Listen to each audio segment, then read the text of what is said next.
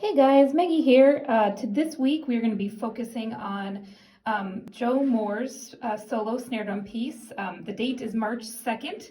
I just chose this one out of the set. There's a lot of good ones in that set, so you'll see as we get through future weeks, hopefully not too many, we'll explore a couple more of these solos. So this is definitely more of advanced solo. So if you were going to try to tackle this one, there are some pretty difficult things that you'll have to work on. First things first. Quarter note equals 88. Don't go any faster than that.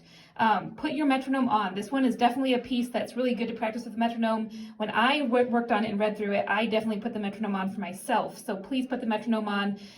Go slower than that. You don't have to go quarter note 88. You can definitely take your time. So when you're scanning through, a couple of things to think about.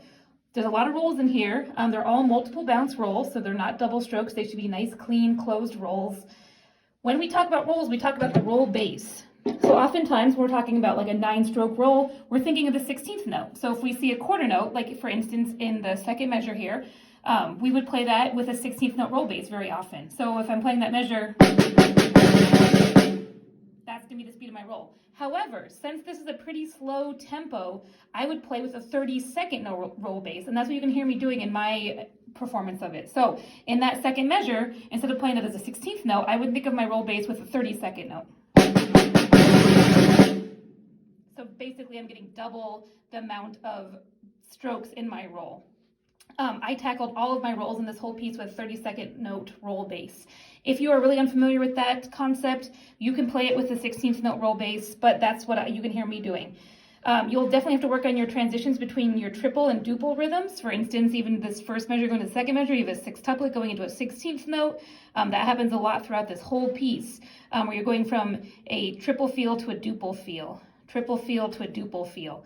So just make sure to put your metronome on for that. Couple other things, you'll have quarter note triplets here and a quintuplet. Those are both kind of interesting figures that maybe are a little bit difficult for people. Feel the half note.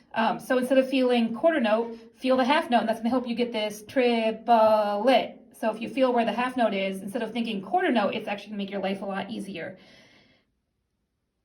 The drags should all be closed because we're playing in more of an orchestral style, so there are a couple drags in this piece. I would play those closed. I did play this as an open right here in the 9th measure. And just watch out for your flams, because your flams are coming oftentimes right after a quick rhythm, and that's pretty hard to get those in there. So make sure you get a really nice stick distance on your flams. Don't have your sticks even. Really shoot for trying to get the one stick higher than the other. If you're playing this with a right hand dominant sticking, you can start your flams with your right hand, or vice versa with your left hand. I think that's enough tips for this week. If you have any questions, you can always email me or give me a call or a text. I'm available, and I'd love to hear from you guys while we are not taking lessons. All right, have a great week, everybody.